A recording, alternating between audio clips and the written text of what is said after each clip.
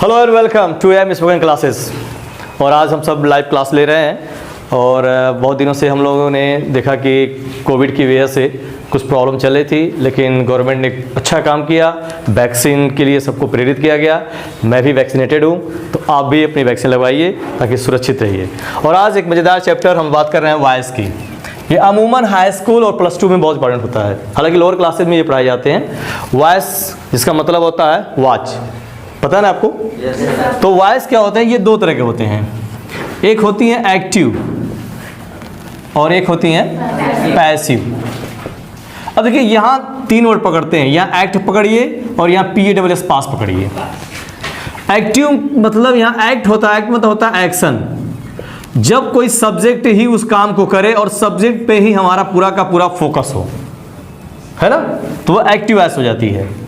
और ये होता पास, पास माने गुजरना, यानी जो कर्म हो चुका है, ठीक है ना, यानी जो कर्म ऑब्जेक्ट, इसको जो हम एज ए सब्जेक्ट यूज करते हैं, यानी हम पूरा फोकस करते हैं ऑब्जेक्ट पे, और जो करने वाला उसको हम नगण्य मानते हैं, है ना। जैसे कहा जाए कि इलेक्ट्रिक बल्ब की खोज एडिसन ने किया था।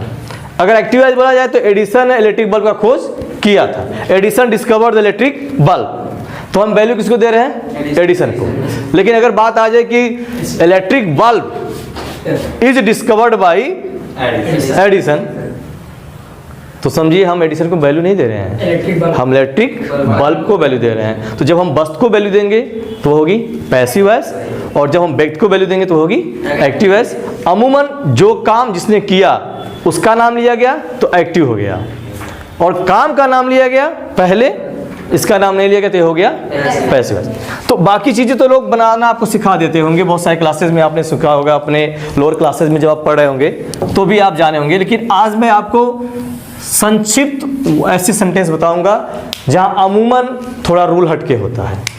एक सिंपल सेंटेंस उठाते हैं, राम स्पीक इंग्लिश। ठीक है, होता क्या है, देखिए ये है हमारा सब्जेक्ट, ये है हमारी वर्ब और ये है मेरा ऑब्जेक्ट। और जब हम इसको पैसिव वॉइस ट्रांसफॉर्म करते हैं तो ये ऑब्जेक्ट जो होता है एज ए सब्जेक्ट हो जाता है, और सब्जेक्ट एज ए ऑब्जेक्ट हो जाता है, और ये वर्ब यहाँ आएगी तो हमेशा क्रिया की थर्ड फॉर्म हो जाएगी। रिमेंबर, पैसिव वॉइस में कभी भी हम बनाएंगे तो हमेशा क्रिया की थर्ड फॉर्म लगाएंगे। अच्छा, इंग्लिश ये एक लैंग्वेज है, सिंगुलर हुआ इज, और ये जो क्रिया है भाई साहब ना, ये यहाँ बैठी हुई है, लेकिन ये हटती नहीं, कहती जब यहाँ से हटूंगी तो मोटी हो जाऊंगी, है ना। उसको मोटा होने का, मोटे होने का मतलब क्या हुआ कि क्रिया की कौन समा जाएगी? थर्ड फॉर्म, परफेक्ट पार्टिसिपल हो जाएगी वो, तो हो जाएगा यहाँ पे स्पोकन। ठीक है, अब यहाँ जो सब्जेक्ट था, जब इसको हम यहाँ रिमूव करेंगे, यहाँ लगाएंगे, तो उससे पहले हम एक प्रीपोजिशन का प्रयोग करेंगे जो है बाय। ये जनरली आता है बाय राम, लेकिन it is not important that every in passive sentences we use by, it is not important. जरूरी नहीं है कि हर पैसिव वाक्य में बाय ही लगाया जाए प्रीपोजिशन। हम उन शब्दों के, उन क्रियाओं की बात करेंगे जहां बाय नहीं आती है, ठीक है, उस पर फोकस करेंगे। बहुत ही शानदार ट्रिक के द्वारा भी मैं बताऊंगा आपको। हालांकि ये प्रोसेस तो आप जानते हैं, कि ट्रिक देखिए ध्यान से। क्या होता है कि अगर हमारा वर्ब नो और oblige, mister Maurya keep it up, ध्यान दीजिएगा, नो और ओब्लाइज, अगर ये हमारी फाइनाइट वर्ब हो रही है, फाइनाइट वर्ब हो रही, आप सोचेंगे आप फाइनाइट वर्ब क्या होती है? फाइनाइट वर्ब क्या होती है? Do you know? Yes sir, वह क्रिया जिसके ऊपर सब्जेक्ट का या उसके टेंस का या उसके नंबर का प्रभाव पड़ता है, that is called finite verb. और एक होती है नॉन फाइनाइट वर्ब, यानी वह क्रिया जिसके ऊपर सब्जेक्ट का, उसके नंबर का प्रभाव ना पड़ता हो, वो होती है।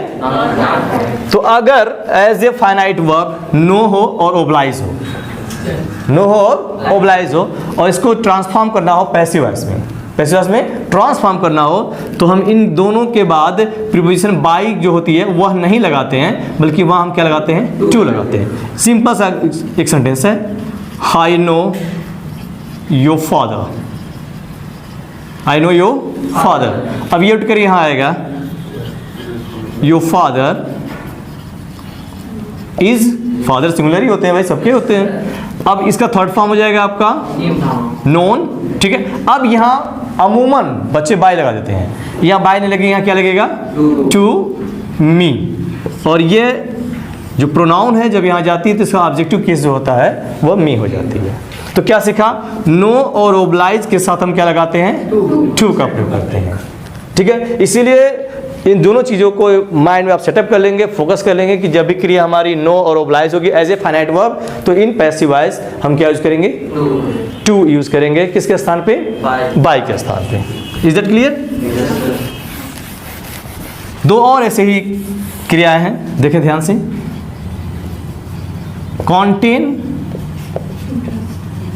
इंटरेस्ट, कॉन्टेन और इंटरेस्ट, सम्मिलित करना, समाहित होना, आनंदित होना, इनके बाद भी हम बाय का प्रयोग नहीं करते हैं, वहां हम क्या लगाते हैं? इन लगाते हैं, है ना। जैसे दिस मूवी इंटरेस्ट मी, है ना। अब मी उठकर यहां आएगा, क्या हो जाएगा? आई। आई के साथ क्या आती हैं? ये सिंपल प्रेजेंट टेंस की बात हो रही है। आई एम, वर्ब की कौन सी फॉर्म लिखेंगी? Third form. इंटरेस्टेड, अब यहां क्या लगता है? इन लगता है। This movie. Okay, is it clear? तो इससे पहले क्या था? नो और ओब्लाइज था, क्या लगा रहे थे हम? टू। अब क्या है? कॉन्टेन और इंटरेस्ट है, क्या लगा रहे हैं हम? इन। ऐसे ही कुछ और भी वर्ब हैं जहां पे हम बाय का प्रयोग नहीं करते हैं। उसमें से एक चीज और देखिए, ये देखिए एक चीज मैंने कोड बनाया है, dad sad at, dad sad at. अब डी से क्या हुआ? डिसअपॉइंट, मान लीजिए डिसअपॉइंटेड हो गया। ए से क्या हो गया? एस्टोनाइज्ड, एस्टोनाइज्ड, ठीक है। डी से क्या हो गया? डिसप्लीज्ड। यस से क्या हो गया? सरप्राइज्ड। ए से क्या हो गया? अलार्मेड। डी से क्या हो गया? डिस्ट्रेस्ड। क्लियर है? कितना आसान है, देखिए।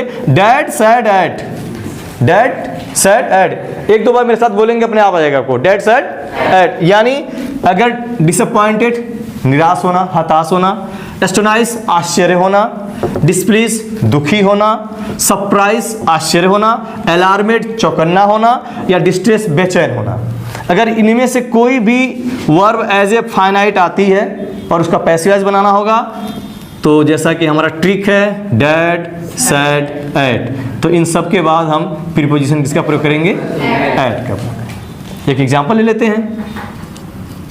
योर बिहेवियर, किसी को उठा लीजिए।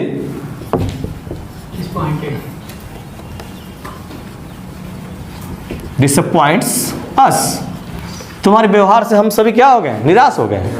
अब ये उठकर यहाँ आएगा, जैसे पता है उठकर यहाँ क्या हो जाएगा? वी। अब क्या होगा? चूंकि ये प्लूरल हो जाएगी तो आर हो जाएगी। इसका थर्ड फॉर्म क्या होगा? डिसअपॉइंटेड। अब क्या बाय लगाएंगे? क्या लगाएंगे? एट लगाएंगे। At your behaviour. क्लियर है ना? फार्मूला क्या है? Dad sad at. याद हो जाएगा ना?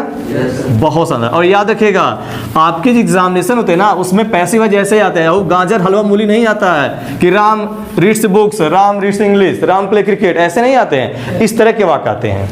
इसकी अगली रूल्स देखिएगा, बहुत अच्छा। अगर क्रिया आपकी सेटिस्फाई है, सेटिस्फाइड जानते हैं ना, संतुष्ट होना, या क्रिया आपकी क्या है? थ्रोनेट, प्लीज, लाइनेट और डिसगस्टेड। देखिए, हम हमेशा किसी से ना सेटिस्फाई होते हैं तो हम साथ में होते हैं, किसी के साथ ही हम क्या होते हैं? सेटिस्फाई होते हैं। जब भी हम सेटिस्फाई होते हैं, संतुष्ट होते हैं, तो किसी के साथ में होते हैं, है ना। तो याद रखिएगा, जब क्रिया सेटिस्फाई हो, फाइनाइट वर्ब में संतुष्ट होना, थ्रोनेड हो या प्लीज प्रसन्न होना, तो प्रसन्न भी किसी से, हम किसी के साथ होते हैं, किसी की बात से होते हैं। तो जब भी इनका होता है, लाइन लगाते हैं तो किसी के साथ में लगाते हैं। ट्रिक है ये, ट्रिक मैं बता रहा हूँ आपको कि लाइन लगाएंगे किसी के साथ लगाएंगे, खुश होंगे किसी के साथ होंगे, संतुष्ट होंगे तो किसी के साथ होंगे, और अपमानित भी होंगे, बेचैन भी होंगे तो भी किसी के साथ होंगे। और इन सब के लिए साथ होगा आपका विद का। यानी जब ये फाइनाइट वर्ब आएंगी तो हम पैसिव वॉइस में क्या लगाएंगे, विद लगाएंगे। जैसे the passenger lined the cash counter.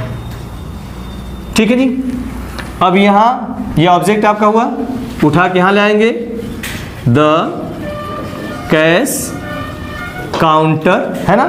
अब ये चूंकि पास्ट सिंपल टेंस है तो यहां लगा देंगे वाज लाइनेड। अब यहां क्या लगाएंगे, क्या लगाएंगे, हाँ लाइन है ना, किसी के साथ लगाएंगे ना, तो विद द पैसेंजर हो जाएगा। बात समझ आ रही, क्लियर है, समझ आ रही। क्या सेटिस्फाई होंगे किसी के साथ होंगे, थ्रोनेड प्लीज भी होंगे तो किसी के साथ होंगे, लाइन भी लगाएंगे तो किसी के साथ लगाएंगे। तो इन क्रियाओं के साथ पैसिव वॉइस में हमने क्या देखा कि हम विद का प्रयोग करते हैं। अब कुछ आइटम्स और फ्रेजेस जैसे वाक्य आते हैं, देखिएगा ध्यान से। पहली बात तो ये देखिएगा, वी लुक आफ्टर हिम। अब ये हमारा ना लुक आफ्टर कहते हैं जब एक वर्ब और प्लस प्रीपोजिशन एक साथ मिल जाती हैं तो एक नया अर्थ बनता है। आइटम्स बोलते हैं, जैसे एक वर्ब हो जाए और एक क्या हो जाए, प्रीपोजिशन, और दोनों मिल जाए तो क्या निकलता है, एक नया अर्थ निकलता है। जैसे हमने बताया था आपको कि देखें, गिव अप, गिव मीन्स देना होता है, अप मीन्स ऊपर होता है, लेकिन गिव अप एक साथ आती है तो क्या हो जाता है, छोड़ना हो जाता है। ऐसे ही आपका होता है ब्रेक इनटू, ब्रेक इनटू। अब ब्रेक में तोड़ना होता है, इनटू माने में होता है, लेकिन दोनों एक साथ आती है। ब्रेक इनटू मतलब होता है नकब लगाना, ऐसे न काटना। तो ठीक वैसे ही कभी कभी आइटम्स आपके सेंटेंस में आ जाएगा तो पैसेज बनाते वक्त आप कंफ्यूज हो जाते हैं। जैसे देखिए, वी लुक आफ्टर हिम, तो रूल वही रहेगा, ये उठकर यहाँ आएगा, ही हो जाएगा, इज हो जाएगा। इज कब आ रहा है, जब प्रेजेंट सिंपल टेंस रहेगा तो लुक आफ्टर का थर्ड फॉर्म हो जाएगा, हाँ लुकेड आफ्टर। और फिर आपको यहाँ बाय लगाना पड़ेगा। जब भी आइटम से आएंगे तो आपको बाय ही प्रीपोजिशन लगाना पड़ेगा, बाय और वी का क्या हो जाएगा, अस। एक और ले लीजिए, ही लॉफ्स एट मी। अब यहाँ लॉफ्स में हंसना नहीं है, लॉफ्स एट है, मजाक उड़ाना, ये वो मेरा मजाक उड़ाता है। तो म्यूट कर यहाँ आएगा, आई एम लॉफ्ड एड। देखिए ऐड भी आ रहा ना, लेकिन ऐड का इससे रिलेशन है, ये एडम से, यहाँ से मतलब नहीं होगा, बाई हिम। अब लोग सोचेंगे बाइयो लगा रहा है, एटो लगा रहा है, ऐसे कैसे हो सकता है भाई, ये तो आइटम्स का हिस्सा हो गया, प्रीपोजिशन तो ये आपका है। और एक चीज और सुन लीजिएगा, पैसिव वॉइस उसी का बनता है, किसका बनता है, जो ट्रांजिटिव वर्ब होती है। वर्ब पैसिव वॉइस में आएंगे तो ट्रांजिटिव और इंट्रांजिटिव। ट्रांजिटिव मीन्स सकर्मक क्रिया और इंट्रांजिटिव मीन्स ये क्या होती हैं, सकर्मक क्या होती हैं, वह क्रिया जिसके लिए कर्म की आवश्यकता पड़ती हो अपना पूर्ण अर्थ देने के लिए। और इंट्रांजिटिव में वह क्रिया जिसके लिए कर्म की आवश्यकता ना पड़ते, जैसे ही स्माइल्स, वो मुस्कुराता है, वो क्या है, इंट्रांजिटिव वर्ब है, उसके लिए कर्म की आवश्यकता नहीं होती है। ये समझ आ रही है।